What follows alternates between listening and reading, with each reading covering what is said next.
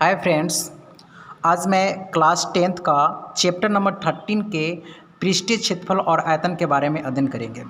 चलिए इसके कुछ इंट्रोडक्शन सेशन के बारे में पढ़ेंगे और साथ ही साथ क्वेश्चन को भी डील करेंगे। इसमें पढ़ना क्या है इसके बारे में पहले जान लेते हैं। देखिए यहाँ पे आपको घनाभ, शंकु, बेलन और गोला के बारे में पढ़ना है। तो सबसे पहले इसका परिचय देख लेते हैं, इंट्रोडक्शन देख लेते हैं, जिसमें आखिर पढ़ना क्या क्या है, इसका फार्मूला क्या क्या होता है। तो चलिए आप देखिए इस पेज पे आपको इंट्रोडक्शन पेज पे आपको क्लास 10th का चैप्टर नंबर 13 में पृष्ठीय क्षेत्रफल और आयतन के बारे में यहाँ पे बताया गया है। आकृति में आप देख रहे हैं बेलन का आकृति दिया हुआ है और उसका वक्र पृष्ठीय क्षेत्रफल, कुल पृष्ठीय क्षेत्रफल और आयतन। उसी तरह से शंकु, अर्धगोला, घन और घनाभ का सबका पृष्ठीय क्षेत्रफल और कुल पृष्ठीय क्षेत्रफल और आयतन के बारे में बताया गया है। दोस्तों आप इस चीज़ को स्क्रीनशॉट लेकर के आप याद कर सकते हैं। आपसे ये डायरेक्ट एग्जाम में आपसे क्वेश्चन पूछ सकता है ऑब्जेक्टिव के तौर पे, जो बेलन का वक्र पृष्ठीय क्षेत्रफल क्या होता है। तो 2πr/h अगर आपका फार्मूला याद रहेगा तो आप वहाँ पे आप अच्छे नंबर लाएंगे और 1 नंबर लेके आएंगे।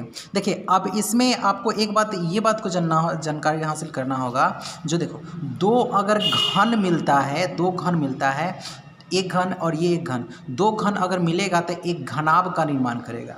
ठीक है दोस्तों, तो चलिए क्वेश्चन नंबर 1 में हम पहले इसी चीज़ का कॉन्सेप्ट का क्वेश्चन नंबर 1 में बारीकी से विस्तार से जानने की कोशिश कर रहे हैं।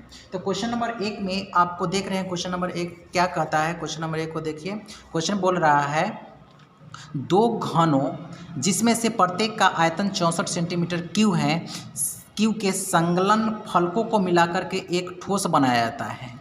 इससे प्राप्त घनाभ, जो ठोस बनता है, जो क्या प्राप्त होता है, घनाभ प्राप्त होता है। तो इसका क्षेत्रफल ज्ञात कीजिए। देखो बोला क्या, जो दो घन, तो एक घन ये बनाए, एक घन ये बनाए, और दोनों घन को मिलाने के बाद कहता है एक घनाभ का निर्माण होता है। ठीक है, उसमें से घनाभ का निर्माण होता है। देखो इसका लंबाई और चौड़ाई और ऊंचाई सब सेम होता है, लेकिन घनाभ का लंबाई, चौड़ाई, ऊंचाई सब सेम होता है नहीं होता है। तो ये घनाभ है, ये घनाभ है, और ये क्या है, तो घन है। तो इसका लंबाई, चौड़ाई, ऊंचाई हम कैसे पता करेंगे? तो इसका आयतन दे चुका है, किसका, घन का। तो घन के आयतन से हम आसानी से इसका पृष्ठीय क्षेत्रफल ज्ञात कर सकते हैं। तो चलिए पहले हम हल करेंगे, इस चीज़ को हल करते हैं। हल में सबसे पहले दिया हुआ है से लिख लेते हैं। दिया हुआ है, दिया है, क्या दिया है, तो घन का आयतन दिया हुआ है। घन का आयतन, घन का आयतन बराबर दिया है कितना, 64 सेंटीमीटर क्यूब दिया है। तो घन का आयतन का फॉर्मूला होता है भुजा क्यू। तो इसका फॉर्मूला लिख लिया, भुजा क्यू बराबर 64 सेंटीमीटर। अब देखो यहाँ पे सिर्फ हमको भुजा चाहिए, क्योंकि एक साइड भुजा अगर निकाल लेंगे, एक साइड भुजा निकाल लेंगे तो दोनों को जोड़ के बनाए, तो ये दोनों इतना और इतना मान निकल जाएगा, तो इसका लंबाई पता हो जाएगा।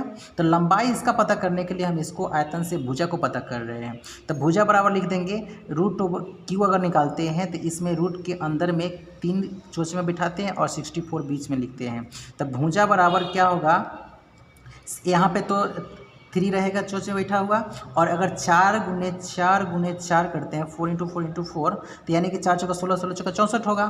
तो भुजा बराबर लिखेंगे, भुजा बराबर क्या होगा, क्योंकि 3 का मतलब क्या होगा, तीन में से एक को बाहर करना, यानी कि तीनों 4 है, 4 में से एक और 4 बाहर आ जाएगा। तो एक 4 बाहर है तो 4 सेंटीमीटर आ गया, तो एक भुजा आ गया 4 सेंटीमीटर। तो ये 4 सेंटीमीटर हुआ, तो एहो 4 सेंटीमीटर, एहो 4 सेंटीमीटर, क्योंकि घन का प्रत्येक साइड जो होता है ना बराबर होता है।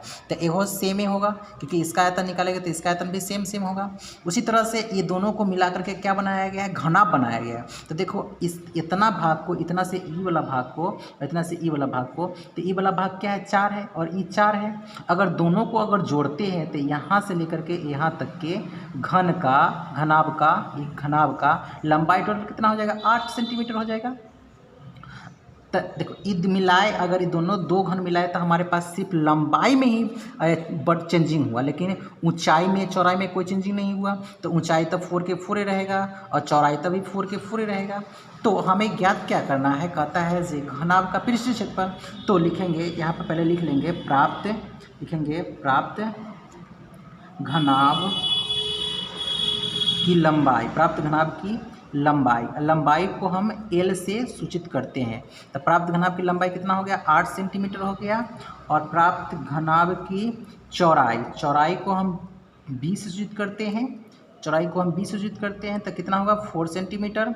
और प्राप्त घनाभ की ऊंचाई को एच से सूचित करते हैं तो एच बराबर कितना हुआ 4 सेंटीमीटर हुआ। तो हमें पूछता क्या है, तब घनाभ का कुल पृष्ठीय क्षेत्रफल, तो घनाभ का कुल पृष्ठीय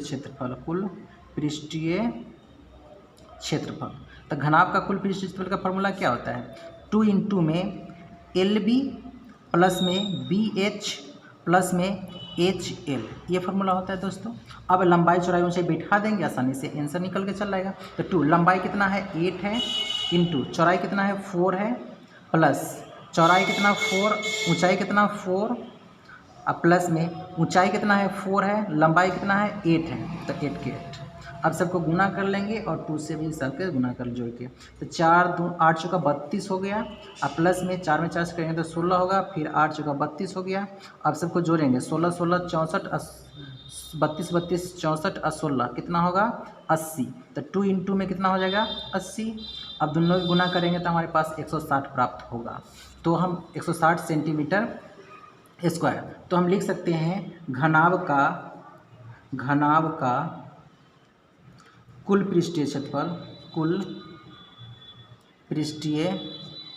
क्षेत्रफल है ना, कुल पृष्ठीय क्षेत्रफल, ये कुल पृष्ठीय क्षेत्रफल नहीं निकाले हैं, कुल पृष्ठीय क्षेत्रफल बराबर 160 सेंटीमीटर स्क्वायर आंसर।